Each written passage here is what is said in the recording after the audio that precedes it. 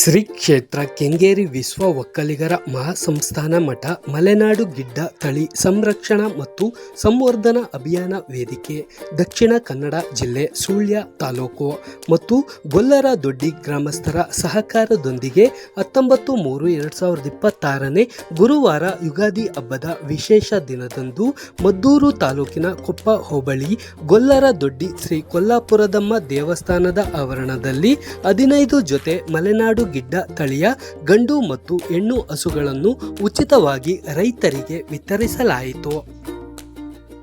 ಕಾರ್ಯಕ್ರಮದ ದಿವ್ಯ ಸಾನ್ನಿಧ್ಯ ವಹಿಸಿದ್ದ ಕೆಂಗೇರಿ ವಿಶ್ವ ಒಕ್ಕಲಿಗರ ಮಹಾಸಂಸ್ಥಾನ ಮಠದ ಪೀಠಾಧ್ಯಕ್ಷರು ಪರಮ ಪೂಜ್ಯ ಜಗದ್ಗುರು ಶ್ರೀ ಡಾಕ್ಟರ್ ನಿಶ್ಚಲಾನಂದನಾಥ ಸ್ವಾಮೀಜಿರವರು ಶ್ರೀ ಕೊಲ್ಲಾಪುರದಮ್ಮ ದೇವಸ್ಥಾನದಲ್ಲಿ ಪೂಜೆಯನ್ನು ನೆರವೇರಿಸಿ ಹಸುಗಳಿಗೆ ತೀರ್ಥ ಪ್ರದಕ್ಷಿಣೆ ಮಾಡಿ ಬೆಲ್ಲದ ಸಿಹಿಯನ್ನು ತಿನ್ನಿಸಿದರು.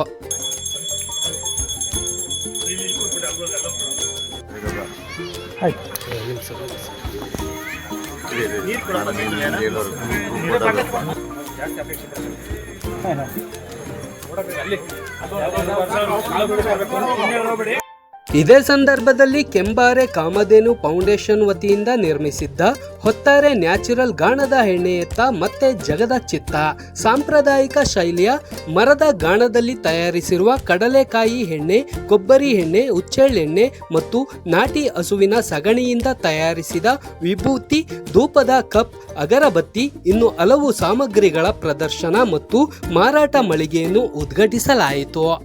ನಂತರ ವೇದಿಕೆ ಕಾರ್ಯಕ್ರಮದಲ್ಲಿ ಮುಖಂಡರುಗಳ ಜೊತೆ ಜ್ಯೋತಿ ಬೆಳಗಿಸುವ ಮುಖಾಂತರ ಕಾರ್ಯಕ್ರಮಕ್ಕೆ ಚಾಲನೆ ನೀಡಿದರು. ಕಾರ್ಯಕ್ರಮದ ಅಧ್ಯಕ್ಷತೆ ವಹಿಸಿದ್ದ ಶ್ರೀ ದಿನೇಶ್ ಗೂಳಿಗೌಡ ರವರು, ವಿಧಾನ ಪರಿಷತ್ ಸದಸ್ಯರು ಶ್ರೀ ಸಚಿನ್ ಚೆಲುವರಾಯಸ್ವಾಮಿ, ಮಂಡ್ಯ ಜಿಲ್ಲಾ ಡಿಸಿಸಿ ಬ್ಯಾಂಕ್ ಅಧ್ಯಕ್ಷರು ಕಾರ್ಯಕ್ರಮದ ಕುರಿತು ಮಾತನಾಡಿದರು. ಶ್ರೀ ಅಕ್ಷಯ್ ಆಳ್ವ ಮುಖ್ಯಸ್ಥರು, ಮಲೆನಾಡು ಗಿಡ್ಡ ತಳಿ ಸಂರಕ್ಷಣಾ ಮತ್ತು ಸಂವರ್ಧನಾ ಅಭಿಯಾನ ವೇದಿಕೆ ಡಾಕ್ಟರ್ ನಾಗೇಶ್ ರಾಗಿಮುದ್ದನಹಳ್ಳಿ, ಪತ್ರಕರ್ತ ಸಾವಯವ ಕೃಷಿಕರು ಅಕ್ಷಯ್ ಕಿಕ್ಕೇರಿ, ಶ್ರೀ ಬಿ ರಾಮಕೃಷ್ಣೇಗೌಡ ರವರು, ಹಿರಿಯ ವಕೀಲರು, ಮಾಜಿ ಅಧ್ಯಕ್ಷರು, ವಕೀಲರ ಸಂಘ ಮತ್ತು ಪಿಎಲ್ಡಿ ಬ್ಯಾಂಕ್ ಮದ್ದೂರು ಹಾಗೂ ಗೊಲ್ಲರದೊಡ್ಡಿ ಗ್ರಾಮಸ್ಥರು ಮತ್ತು ಮರಳಿಗ ಗ್ರಾಮ ಪಂಚಾಯಿತಿ ವ್ಯಾಪ್ತಿಯ ನಾಗರಿಕ ಬಂಧುಗಳು ಉಪಸ್ಥಿತರಿದ್ದರು.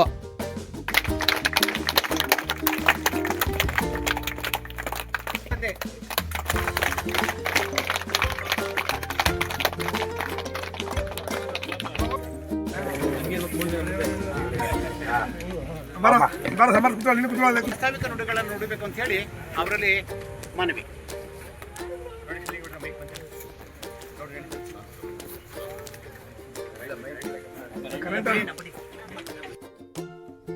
ಏನಿವತ್ತು ನಮ್ಮ ಪೂಜ್ಯ ಸ್ವಾಮೀಜಿಗಳವರ ಮಾರ್ಗದರ್ಶನದಲ್ಲಿ, ಅವರ ಸಾನ್ನಿಧ್ಯದಲ್ಲಿ ಇವತ್ತು ಮಲೆನಾಡಿನ ಗಿಡ್ಡ ತಳಿಗಳ ವಿತರಣಾ ಸಮಾರಂಭ ಏನು ಕೊಲ್ಲಾಪುರದಮ್ಮ ದೇವಸ್ಥಾನದ ಸನ್ನಿಧಿಯಲ್ಲಿ ನಡೀತಾ ಇದೆ. ಅತ್ಯಂತ ಸಂತೋಷದ ವಿಚಾರ. ಈ ಮಲೆನಾಡು ಗಿಡ್ಡ ಚಿಕ್ಕಮಗಳೂರು, ಶಿವಮೊಗ್ಗ, ಸಾಗರ ಆ ಭಾಗದಲ್ಲಿ ಹೆಚ್ಚು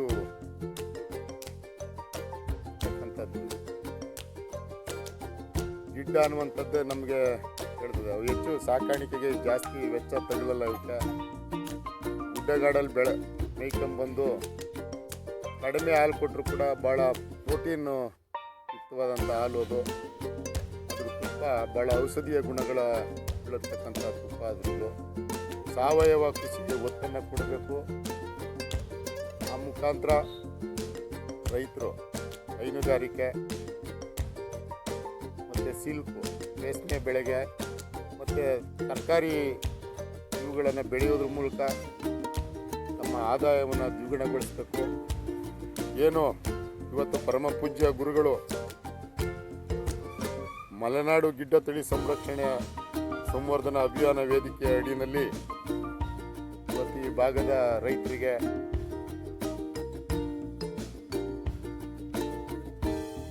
ಮಲೆನಾಡು ಗಿಡ್ಡ ತಳಿಗಳನ್ನು ಕೊಟ್ಟು ರೈತರ ಬದುಕು, ರೈತ ಮಹಿಳೆಯರ ಬದುಕು ಹಸನಾಗಬೇಕು. ನಿಟ್ಟಿನಲ್ಲಿ ಪರಮ ಪೂಜ್ಯ ಶ್ರೀಗಳ ಆಶೀರ್ವಾದದಿಂದ ಈ ಭಾಗದ ರೈತರ ಬದುಕು ಉತ್ತಮಗೊಳ್ಳಿ. ಇವತ್ತು ಉಗಾದಿಯ ಹಬ್ಬದ ದಿವಸನೂ ಕೂಡ ಎಷ್ಟೇ ಭಕ್ತಾದಿಗಳ ಅವರ ಒತ್ತಡದಲ್ಲಿದ್ದರೂ ಕೂಡ ತಮ್ಮನ್ನೆಲ್ಲ ಇಲ್ಲಿ ಆಶೀರ್ವದಿಸಲು ಪರಮ ಪೂಜ್ಯರು ಬಿಡುವು ಮಾಡಿಕೊಂಡು ಬಂದಿದ್ದಾರೆ. ಅರ್ಥಪೂರ್ಣವಾಗಿದೆ. ಯಾಕಂದರೆ ಹಬ್ಬದ ದಿನ ಒಂದು ಒಳ್ಳೆ ಶುರು ಮಾಡಬೇಕು ಅಂದರೆ ಎಲ್ಲರಿಗೂ ಒಂದು ಆಸೆ ಇರುತ್ತೆ. ಸ್ವಾಮೀಜಿಯವರ ಆಶೀರ್ವಾದದಿಂದ ಈ ಕಾರ್ಯಕ್ರಮಕ್ಕೆ ಪಾಲ್ಗೊಂಡು ಈ ವರ್ಷನ ನಮಗೆ ಹಿಂದೂಗಳಿಗೆ ಇದು ಹೊಸ ವರ್ಷ. ಸೊ ಈ ಹೊಸ ವರ್ಷದ ದಿನ ಒಂದು ಒಳ್ಳೆಯ ಕೆಲಸದಿಂದ ನಮ್ಮ ವರ್ಷನ ಶುರು ಮಾಡ್ತಾ ಇದ್ದೀವಿ. ಎಲ್ಲರಿಗೂ ಒಳ್ಳೆಯದಾಗಲಿ ಅಂತ ಆಶಿಸ್ತೀನಿ. ಮೊದಲನೇದಾಗಿ ಎಲ್ಲರಿಗೂ ಯುಗಾದಿ ಹಬ್ಬದ ಶುಭಾಶಯಗಳು. ಹಾಗೆ ದಿನೇಶ್ ಅಣ್ಣ ಮಾತಾಡ್ತಾ ಈ ತಳಿ ಬಗ್ಗೆ ಭಾಳ ವಿವರಿಸಿದ್ದಾರೆ. ಹಾಗೆ ಇವತ್ತು ಏನು ಪ್ರಸ್ತುತ ದಿನದಲ್ಲಿ ನಮ್ಮ ಮಂಡ್ಯ ಜಿಲ್ಲೆಯಲ್ಲಿ ಏನು ಹಾಲು ಕರೀತಾ ಇದ್ದಾರೆ, ಎಷ್ಟು ಲೀಟ್ರ್ ಕರೀತಾ ಇದ್ದಾರೆ ಇನ್ನೆಲ್ಲ, ಹಾಗೆ ಹೈನುಗಾರಿಕೆ ಆಗಿರ್ಬೋದು ಅಥವಾ ಸಿಲ್ಕಿಂದ ಆಗಿರ್ಬೋದು, ಇದ್ರ ಬಗ್ಗೆ ಎಲ್ಲ ವಿವರಿಸಿದ್ದಾರೆ. ಅದ್ರ ಬಗ್ಗೆ ನಾನು ಮತ್ತೆ ಹೇಳೋಕ್ಕೆ ಹೋಗಲ್ಲ.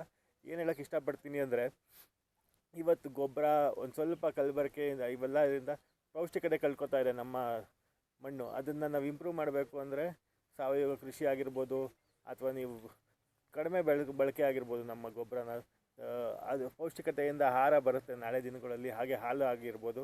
ಇದೇನಾಗುತ್ತೆ ನಾಳೆ ದಿನ ನಮ್ಮ ಮಕ್ಕಳುಗಳಿಗೆ ಒಂದು ಸ್ವಲ್ಪ ಶಕ್ತಿ ತುಂಬ್ದಂಗೆ ಆಗುತ್ತೆ. ಹಿಂದಿನ ಜನ್ರೇಷನಲ್ಲಿ ನಾವೇನು ಕಳ್ಕೊಂಡಿದ್ದೀವಿ ಮುಂದಿನ ಜನ್ರೇಷನ್ ಅದಕ್ಕೆ ಇನ್ನೂ ಜಾಸ್ತಿ ಕಳ್ಕೊಬಾರ್ದು. ಸೊ ಈಗ ನಮ್ಮ ತಂದೆ ತಾಯಿಂದಿರಿಗಿದ್ದ ಶಕ್ತಿ ನಮಗಿಲ್ಲ, ನಮಗಿರೋ ಶಕ್ತಿ ನಮ್ಮ ಮಕ್ಳಿಗಿಲ್ದಿರೋ ಥರ ಆಗಬಾರ್ದು. ಆದ್ದರಿಂದ ನಾವು ಮತ್ತೆ ಸಾವಯವ ಕೃಷಿ ಕಡೆ ಹೋಗಬೇಕು. ಹಾಗೆ ನಮ್ಮ ವ್ಯವಸಾಯ ವ್ಯವಸ್ಥೆನ ತುಂಬ ಅಚ್ಚುಕಟ್ಟಾಗಿ ಮಾಡ್ಕೋತಾ ಹಾಗೆ ಮುಂದಿನ ದಿನಗಳಲ್ಲಿ ಇದನ್ನು ಬೆಳೆಸ್ತಾ ಹೋಗಬೇಕು. ಹಾಗೆ ಅಕ್ಷಯ್ ಅವ್ರಿಗೆ ಥ್ಯಾಂಕ್ಸ್ ಹೇಳೋಕ್ಕೆ ಇಷ್ಟಪಡ್ತೀನಿ. ಯಾಕೆಂದರೆ ಅಲ್ಲಿಂದ ಮಲೆನಾಡಿಂದ ಕರ್ಕೊಂಬಂದು ಈ ಕಾರ್ಯಕ್ರಮನ ನಮ್ಮ ಸ್ಥಳೀಕರಿಗೆ ಆಯೋಜಿಸಿ ಇದನ್ನು ತುಂಬ ಸಕ್ಸಸ್ಫುಲ್ಲಾಗಿ ಮಾಡಿಕೊಟ್ಟಿರೋದಕ್ಕೆ ಈ 15 ಜೋಡಿ ಎತ್ತುಗಳು ಏನು ಕೊಟ್ಟಿದ್ದಾರೆ, ಹಸು ಎತ್ತು, ಇದು ಸಾಕಷ್ಟು ಇದಾಗಿ ಬೆಳೀಲಿ. ಹಾಗೆ ನಮ್ಮ ಕೂಳೂರು ದೊಡ್ಡ ಜನರಿಗೆ ಒಳ್ಳೆಯದಾಗಲಿ. ಹಾಗೆ ಈ ಕಾರ್ಯಕ್ರಮ ರಾಜ್ಯದಂತ ಒಳ್ಳೆಯ ಹೆಸರು ಪಡ್ಕೊಳ್ಳಿ. ಹಾಗೆ ನಮ್ಮ ಗುರುಗಳು ಎಲ್ಲೋದರೂ ಗುರುಗಳಿಗೆ ನಾವು ಸಾಕಷ್ಟು ಬಾರಿ ಏನಾಗುತ್ತೆ, ಒಬ್ಬರು ತಿಳುವಳಿಕೆ ಅಂದರೆ ಅವರು KS ಅಧಿಕಾರಿ ಆಗಿದ್ರು, ನಿಮ್ಗೆ ಗೊತ್ತಿಲ್ವೋ ಗೊತ್ತಿಲ್ಲ, ಆ ಪೊಸಿಷನಲ್ಲಿದ್ದಾಗ ಅವರು ಸಾಕಷ್ಟು ಜನಕ್ಕೆ ಹೆಲ್ಪ್ ಮಾಡಿದ್ದಾರೆ. ಹಾಗೆ ಕಂಟಿನ್ಯೂನೂ ಮಾಡ್ಬೋದಿತ್ತು. ಬಟ್ ಆದರೆ ಅವರು ನಾನು ಸಾಮಾಜಿಕವಾಗಿ ಬಂದು ನಾನು ಒಂದು ಸಂಸ್ಥಾನ ನಡೆಸ್ಕೊಂಡು ಹಾಗೆ ನಿಮ್ಮೆಲ್ಲರಿಗೂ ಆಶೀರ್ವಚನ ಕೊಡಬೇಕು ಅಂತ ಅವರು ಡಿಸೈಡ್ ಮಾಡಿ ಕಳೆದ ವರ್ಷ ಡಿಸೆಂಬರ್ನಲ್ಲಿ ಅವರು ಪೂಜ್ಯರಾಗಿ ತೊಗೊಂಡ್ರು. ಅಲ್ಲಿಂದ ನಡ್ಸ್ಕೊಂಡು ಬರ್ತಾ ಇದ್ದಾರೆ. ಅದಕ್ಕೆ ನಾವೆಲ್ಲ ಚಿರಋಣಿಯಾಗಿರಬೇಕು. ಆಯ್ಕೆ ಮಾಡಿದ್ದೇವೆ ಮತ್ತು ಅವರ ದಿವ್ಯಾಶೀರ್ವಾದದೊಂದಿಗೆ ಈ ಅಭಿಯಾನ ಮತ್ತು ರಾಘವೇಶ್ವರ ಶ್ರೀಗಳ ದಿವ್ಯಾಶೀರ್ವಾದದೊಂದಿಗೆ ಈ ಅಭಿಯಾನ ನಡೀತದೆ. ಆದ್ದರಿಂದ ಅವರನ್ನು ಪ್ರತ್ಯೇಕ ಅಂತ ಹೇಳುವ ವಿಚಾರ ಇಲ್ಲ ಇಲ್ಲಿ. ಅವರು ಅಭಿಯಾನ ಒಂದೇ, ಅವ್ರ ಮೇಲೆ ಇದ್ದಾರೆ, ಅವರಿಂದ ಕೆಳಗೆ ನಾವಿದ್ದೇವೆ. ಇದೊಂದು ದಯವಿಟ್ಟು ನಿಮ್ಮ ಅವರ ಆಶೀರ್ವಾದದಲ್ಲಿ ಇದೆಲ್ಲ ನಡೀತದೆ. ಮತ್ತು ನಿಮಗೆ ಕೊಟ್ಟಂತಹ ಆ ಹಸು ಕರುಗಳೆಲ್ಲ ಆ ಸ್ವಾಮೀಜಿಯ ದಿವ್ಯ ಹಸ್ತದಿಂದ ಪೂಜೆಗೊಳಪಟ್ಟಂತಹ ಹಸುಗಳೇ ಅಂತ ಹೇಳುವಂಥದ್ದು ನೀವು ತಿಳ್ಕೊಳ್ಬೇಕಾದಂಥ ವಿಚಾರ. ಹಾಗೆಯೇ ಈಗ ಇನ್ನೊಂದು ಮಾತು ಹೇಳಿದರು, ರೈತರು ವಿಷವನ್ನು ಉಂಡು ಆತ್ಮಹತ್ಯೆಯನ್ನು ಮಾಡಿಕೊಳ್ತಾ ಇದ್ದಾರೆ ಅಂತ. ರೈತರು ವಿಷವನ್ನು ಉಂಡರೆ ಒಂದು ಗಳಿಗೆಯಲ್ಲಿ ಸತ್ತು ಹೋಗ್ತಾರೆ ರೈತರು. ಆದರೆ ರೈತರು ವಿಷವನ್ನು ಉಣಿಸಿದರೆ ಸ್ಲೋ ಪಾಯ್ಸನ್ ಆಗಿ ಎಲ್ಲ ಇಡೀ ಜಗತ್ತೇ ನಾಶ ಆಗುವುದರಲ್ಲಿ ಯಾವುದೇ ಅನುಮಾನ ಇಲ್ಲ. ಇದನ್ನೇ ನಮ್ಮ ಭಾರತದ ಪ್ರಧಾನಮಂತ್ರಿಗಳಾದಂತಹ ಮೋದಿಜಿಯವರು ಸಹ ಮನಗಂಡು ಯೂರಿಯಾ ಮುಕ್ತವಾದಂತಹ ಸಮಾಜ ಮಾಡಬೇಕು ಅಂತ ಹೇಳಿ ಬಹಳಷ್ಟು ಕೆಲಸ ಮಾಡ್ತಾ ಇದ್ದಾರೆ. ಬಹಳ ಸೆಂಟ್ರಲ್ ಗೌರ್ಮೆಂಟಿನ ಯೋಜನೆಗಳು ಮತ್ತು ರಾಜ್ಯ ಸರ್ಕಾರ ಸಹ ಇದರ ಎಚ್ಚೆತ್ತುಕೊಂಡು ಅದರಲ್ಲಿ ಸಹ ಬಹಳಷ್ಟು ಯೋಜನೆಗಳು ಮಾಡ್ತಾ ಇದ್ದಾವೆ. ಈ ಯೂರಿಯಾ ಆಗಲಿ ವಿಷಯುಕ್ತವಾದಂತಹ ಆಹಾರವನ್ನು ತಿಂದು ಏನಾಗ್ತದೆ ಅಂತ ಹೇಳಿದರೆ ನಮ್ಮ ಆಯಸ್ಸು ಅರ್ಧಕ್ಕೆ ಬರ್ತಾ ಇದೆ. ಒಂದು ಗಿಡಕ್ಕೆ ನೀವು ಈ ಯೂರಿಯಾ ಆಗಲಿ ಈ ವಿಷಾಹಾರವನ್ನು ಉಣಿಸಿದರೆ ಗಿಡ ಯಾವತ್ತೂ ತಗೊಳ್ಳೋದಿಲ್ಲ.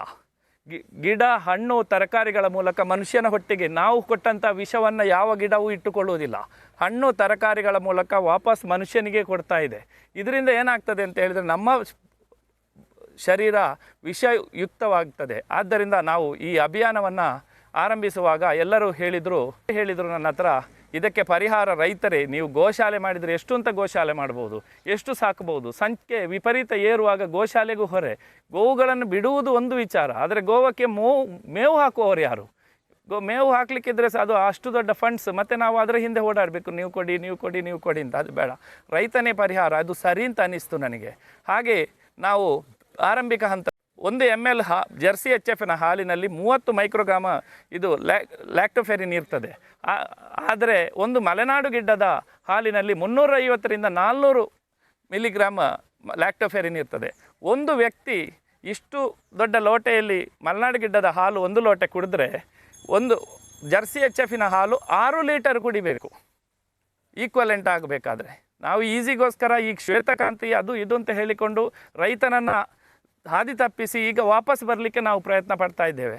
ಈಗ ಸಿಟಿಯ ಜನರು ಕೂಡ ನನ್ನೊಟ್ಟಿಗೆ ಇವತ್ತು ಬಂದಿದ್ದಾರೆ, ಇಂಜಿನಿಯರ್ಗಳು ಅವರು ಇವರೆಲ್ಲ. ಈ ಅಭಿಯಾನದಲ್ಲಿ ಸಾಧಾರಣ ಈ ಮಂಡ್ಯಕ್ಕೆ ಕೊಡುವುದು ಇದು ಹೊಸತ್ತಲ್ಲ. ಅತಿ ಹೆಚ್ಚು ಈ ಅಭಿಯಾನದ ಪ್ರಯೋಜನವನ್ನು ಪಡ್ಕೊಂಡವರೇ ಈ ಮಂಡ್ಯದ ಜನತೆ, ಮೈಸೂರು ಭಾಗದ ಜನತೆ. ಸಾಧಾರಣ ಒಂದು 3,500 ಜನರಿಗಿಂತ ಜಾಸ್ತಿ, ಒಂದು ಗಂಡು ಒಂದು ಹೆಣ್ಣು ಈಗ ಅಭಿಯಾನದ ಅಡಿಯಲ್ಲಿ ನಾವು ವಿತರಿಸಲಾಗಿದೆ. ಇದರಲ್ಲಿ 10% ಜಾಸ್ತಿ ತಗೊಂಡವರೇ ಮಂಡ್ಯದವರು. ಯಾಕೆಂದರೆ ಸಾವಯವ ಕೃಷಿಯ ಬಗ್ಗೆ ಅವೇರ್ನೆಸ್ ಇಲ್ಲಿ ತುಂಬ ಇದೆ.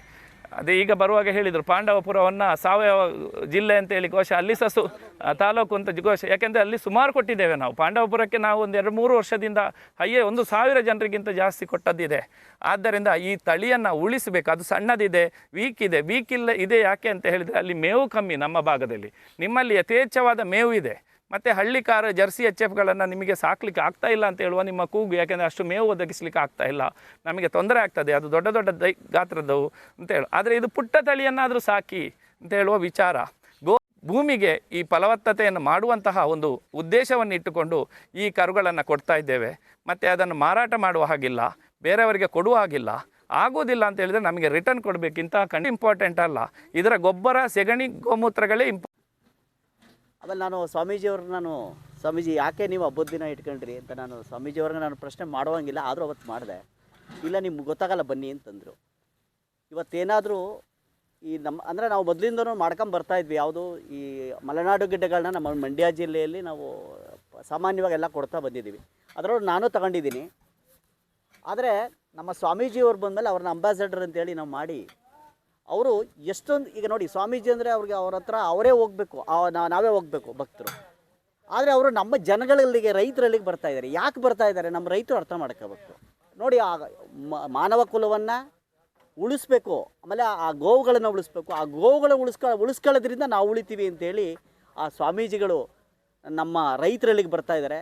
ಇವತ್ತು ನಾವು ಎಲ್ಲೇ ಕಾರ್ಯಕ್ರಮ ಮಾಡಿದ್ರು ಅವತ್ತು ಬೇರೆ ಕಾರ್ಯಕ್ರಮವನ್ನು ಮೊಟಕುಗೊಳಿಸಿ ಇವತ್ತು ಮಲೆನಾಡು ಗಿಡ್ಡವನ್ನು ಉಳಿಸ್ಲಿಕ್ಕೆ ಅವ್ರು ಬರ್ತಾಯಿದ್ದಾರೆ. ನಾನು ಮಲೆನಾಡು ಗಿಡ್ಡದ ಬಗ್ಗೆ ನಾನು ಮಾತಾಡ್ತೀನಿ. ಇವಾಗ ನಾನು ಮಲೆನಾಡು ಗಿಡ್ಡ ಬಗ್ಗೆನೇ ಮಾತಾಡಬೇಕು.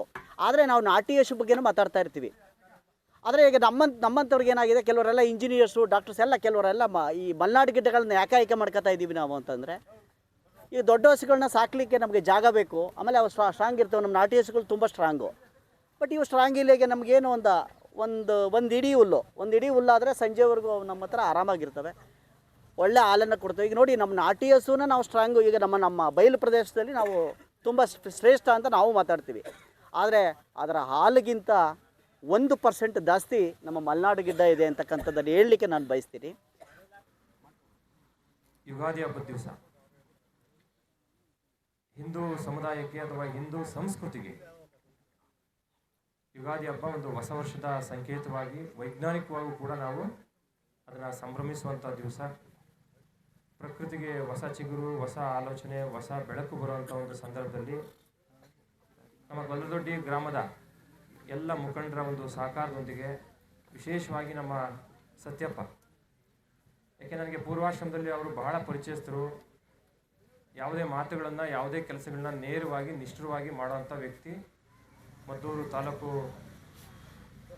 ನ್ಯಾಯಾಲಯದಲ್ಲಿ ವಕೀಲರಾಗಿ ಕೆಲಸ ಮಾಡ್ತಾ ಇರೋಂಥವ್ರು. ಅವರ ಸಹಕಾರ ಮತ್ತು ಅವರೆಲ್ಲ ಸಂಗಡಿಗರ ಸಹಕಾರ ಭಾಳ ವಿಶೇಷವಾಗಿ ಅಭಿನಂದನೆಗೆ ಭಾಜನರಾಗುತ್ತೆ ಅಂತ ಹೇಳಿ ಅವರಿಗೆ ಶುಭವನ್ನು ಕೋರಿ, ಮಲೆನಾಡು ಗಿಡ್ಡಗಳ ತಳಿ ಸಂವರ್ಧನೆ ಮತ್ತು ಸಂರಕ್ಷಣೆ ಅಭಿಯಾನ ಭಾಳಷ್ಟು ವರ್ಷಗಳಿಂದ ಈ ನಾಡಿನಲ್ಲಿ ನಡೀತಾ ಬಂದಿದೆ. ಇದು ನಮಗೆ ಇತ್ತೀಚೆಗೆ ಒಂದೂವರೆ ವರ್ಷಗಳ ಹಿಂದೆ ನಾವು ಸನ್ಯಾಸ ದೀಕ್ಷೆ ತಗೊಂಡ ಮೇಲೆ ಗೊತ್ತಾಗಿದ್ದು.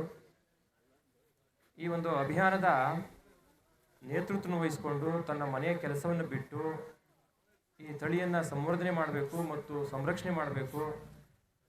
ನಮ್ಮ ನಾಡಿನಲ್ಲಿ, ವಿಶೇಷವಾಗಿ ನಮ್ಮ ಈ ಭಾಗದಲ್ಲಿ, ಮೈಸೂರು ಪ್ರಾಂತ್ಯದಲ್ಲಿ ಈ ತಳಿಗಳನ್ನು ಹೆಚ್ಚು ರೈತರು ಪ್ರೀತಿಯಿಂದ ಬೆಳೆಸ್ತಾರೆ, ಉಳಿಸ್ತಾರೆ.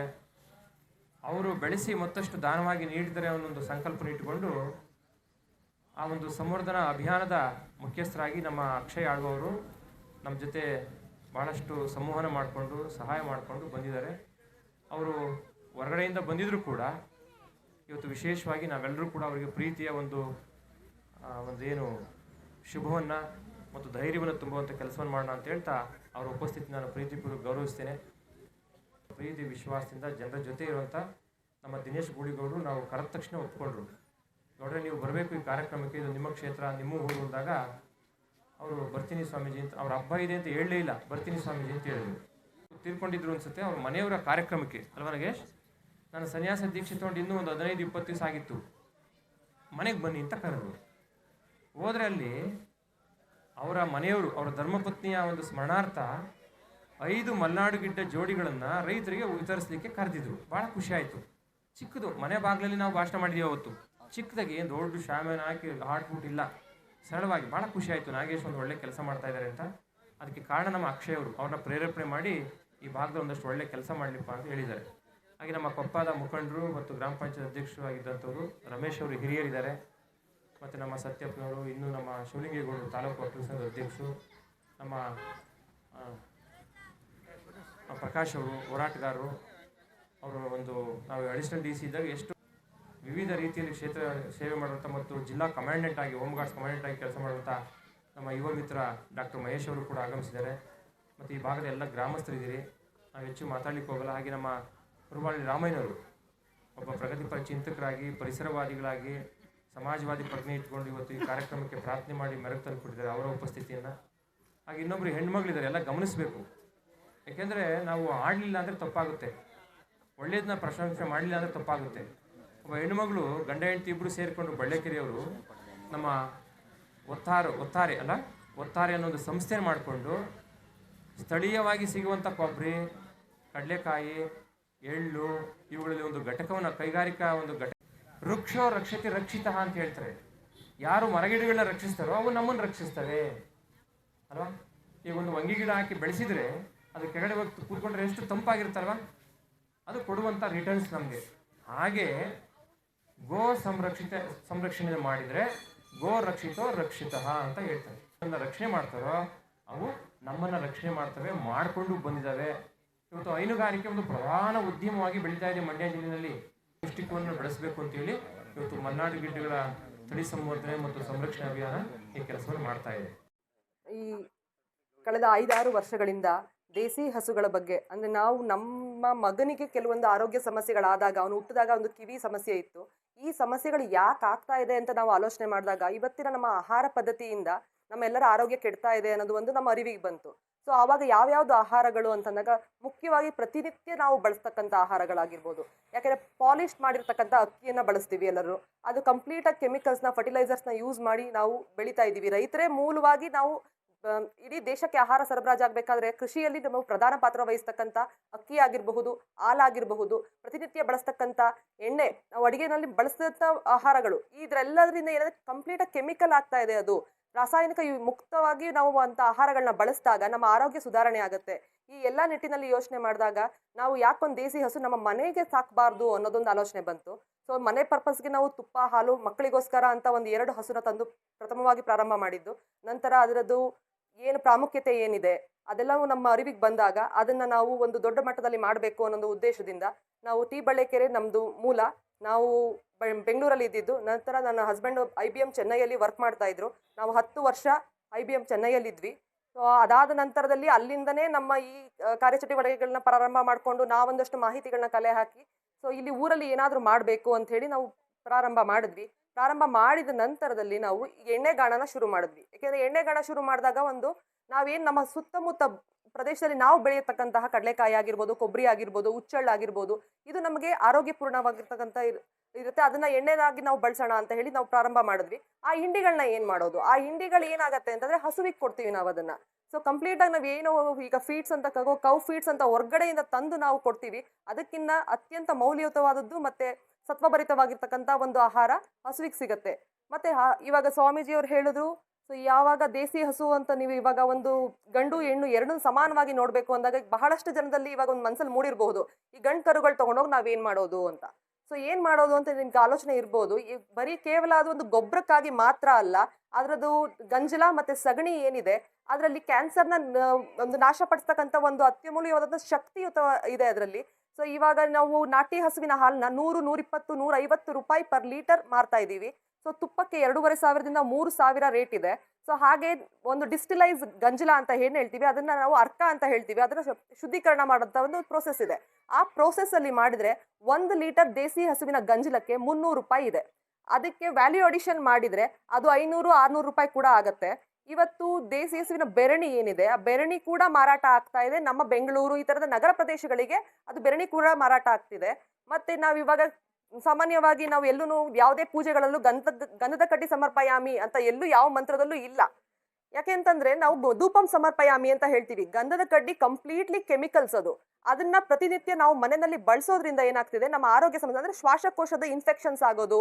ಈಗ ಹಳ್ಳಿ ಪ್ರದೇಶದಲ್ಲೂ ಯಾರು BP, ಶುಗರ್ ಅನ್ನೋದು ಅಂದ್ರೆ ದಿನನಿತ್ಯದ ಆಹಾರ ಆದಂಗಾಗಿದೆ, ಮಾತ್ರೆಗಳು ತಗೊಳ್ಳೋದು ಅಂತ.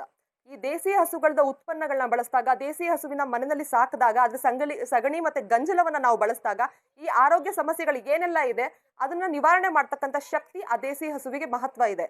ಮತ್ತೆ ಈಗ ನಾವು ನಮ್ಮ ದೇಸಿ ಹಸುಗಳ ಅಥವಾ ಕ್ರಾಸ್ ಬ್ರೀಡ್ಸ್ ಅಲ್ಲಿ ನೋಡ್ಬೋದು ನೀವು, ಭುಜ ಇರುತ್ತೆ. ದೇಸಿ ಹಸುಗಳಿಗೆಲ್ಲವಕ್ಕೂ ಭುಜ ಇರುತ್ತೆ. ಕ್ರಾಸ್ ಬ್ರೀಡ್ಸ್ ಅಲ್ಲಿ HF ಜರ್ಸಿ ಯಾವುದೇ ಆಗ್ಬೋದು, ಅದಕ್ಕೆ ಭುಜ ಇರಲ್ಲ, ಸಮಾನವಾಗಿರುತ್ತೆ. ಈ ಭುಜದಲ್ಲಿ ಏನಿರುತ್ತೆ, ಸೂರ್ಯಕೇತು ನಾಡಿ ಮತ್ತೆ ಚಂದ್ರಕೇತು ನಾಡಿ ಅಂತ ಇರುತ್ತೆ. ಅಂದ್ರೆ ಹಗಲಿನಲ್ಲಿ ಸೂರ್ಯನ ಶಕ್ತಿಯಿಂದ ಬರ್ತಕ್ಕಂಥ ಕಿರಣಗಳನ್ನ, ರಾತ್ರಿಯಲ್ಲಿ ಚಂದ್ರನ ಶಕ್ತಿಯಿಂದ ಬರ್ತಕ್ಕಂಥ ಕಿರಣಗಳನ್ನ ಅದನ್ನ ಅಬ್ಸರ್ವ್ ಮಾಡ್ಕೊಂಡು ಹೀರ್ಕೊಂಡು ಹಾಲಿನಲ್ಲಿ, ಸಗಣಿನಲ್ಲಿ ಮತ್ತೆ ಗಂಜಲದಲ್ಲಿ ನಮಗೆ ಕೊಡುತ್ತೆ. ಅದು ನಮ್ಮ ದೇಹಕ್ಕೆ ಸೇರಿದಾಗ ಅದು ಆರೋಗ್ಯಯುತವಾಗಿ ನಾವು ಜೀವನ ಮಾಡ್ಲಿಕ್ಕೆ ಅಥವಾ ನಾವು ಒಂದು ಮನುಷ್ಯ ಸದೃಢವಾಗಿ ಇರ್ಲಿಕ್ಕೆ ಏನೆಲ್ಲ ಬೇಕಿದೆ ಅಂಶಗಳು ಅದನ್ನ ನೈಸರ್ಗಿಕವಾಗಿ ನಮಗೆ ದೊರೆಯುತ್ತೆ ಅದು. ಮತ್ತೆ ನಾವು ಎಲ್ಲರೂ ಅನ್ಕೋತೀವಿ ಹಸು ನಾವು ಸಾಕ್ತೀವಿ ಅಂತ. ಅದನ್ನ ಪ್ರೀತಿಯಿಂದ ನಾವು ಸಾಕ್ದಾಗ ಹಸು ನಮ್ಮನ್ನ ಸಾಕತ್ತೆ. ಅದ್ರ ಸಗಣಿ ಇರ್ಬೋದು, ಹಾಲಿರ್ಬೋದು, ಗಂಜಲ ಇರ್ಬೋದು, ಅದನ್ನ ಮೌಲ್ಯವರ್ಧನೆ ಮಾಡಿದಾಗ ನೀವು ಒಂದು ಹಸು ತಗೊಂಡೋದ್ರೆ, ಈಗ ಮಲೆನಾಡು ಗಿಡ್ಡ ಸಾಮಾನ್ಯವಾಗಿ 1-1.5 ಲೀಟರ್, 2 ಲೀಟರ್ ನೀವು ಚೆನ್ನಾಗಿ ಒಂದು ಆರೈಕೆ ಮಾಡಿದ್ರೆ ಒಂದು 2 ಲೀಟರ್ ಹಾಲು ಕೊಡ್ಬೋದು. 2 ಲೀಟರ್ ತಗೊಂಡು ಏನ್ ಮಾಡೋದು, ಡೈರಿಗೆ ಹಾಕಕ್ಕಾಗಲ್ಲ. ನೀವು ಅದ್ರದ್ದು ತುಪ್ಪ ಮಾಡಿ, ಬೆಣ್ಣೆ ಮಾಡಿ ಅದನ್ನ ಆಯುರ್ವೇದಿಕ್ ಮೆಡಿಸಿನ್ಸ್ಗಳಿಗೂ ಕೂಡ ಬಳಸ್ತಾರೆ. ಸೊ ಹಸು ನಮ್ಮನ್ನ ಸಾಕತ್ತೆ ಅನ್ನೋ ಒಂದು ಮನೋಭಾವನೆಯಿಂದ ನಾವು ಅದನ್ನ ಆರೈಕೆ ಮಾಡಿದ್ರೆ ಸೊ ನಮಗೆ ಅದರಿಂದ ಸಿಗ್ತಕ್ಕಂಥ ಎಲ್ಲ ಬೆನಿಫಿಟ್ಸ್ಗಳು ಸಿಗತ್ತೆ, ಮತ್ತೆ ಅದರಿಂದ ಆಶೀರ್ವಾದ ಸಿಗತ್ತೆ ನಮಗೆ. ಮತ್ತೆ BP ಇರೋಂಥವ್ರು ಯಾರ್ಯಾರು ಇದ್ದಾರೆ ಅಥವಾ ಯಾರೇ ಆಗಿರ್ಬೋದು, ಸಾಮಾನ್ಯ ರಕ್ತದೊತ್ತಡ ಏನಿರುತ್ತೆ ಅದು ನಾರ್ಮಲ್ ಆಗುತ್ತೆ.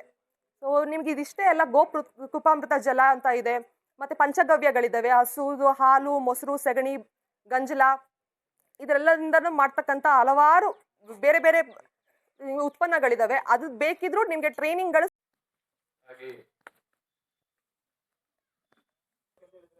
ಅವರಿಗೆ ದೇಸಿ ಹಸುವಿನ ಬಗ್ಗೆ ಮಹತ್ವ ಮೂಡಿದೆ. ಈಗ ನಾವು ಯಾವಾಗ ಸಹ ಅಮ್ಮ ನೋಡುವಾಗ ಅವರು IBM ನಲ್ಲೆಲ್ಲ ಕೆಲಸ ಮಾಡಿದವರು. ನಮ್ಮ ಹತ್ರ ಇರೋದು 50ಕ್ಕಿಂತ 60%. ಆದ್ರೆ ಹಳ್ಳಿಯ ರೈತ ಕೈ ಖಾಲಿ ಮಾಡಿ ಕೂತ್ಕೊಳ್ಬಾರ್ದು. ಈ ಅಮೂಲ್ಯವಾದಂತಹ ದೇಸಿ ಚಾಲಕರು ಬರಬೇಕು.